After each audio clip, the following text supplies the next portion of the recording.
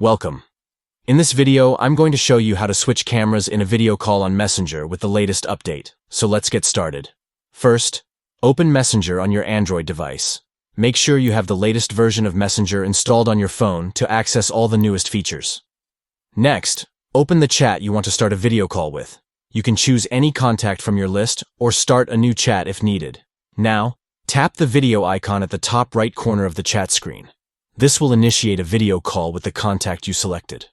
Once you're in the video call, you'll see the person you're chatting with on the screen.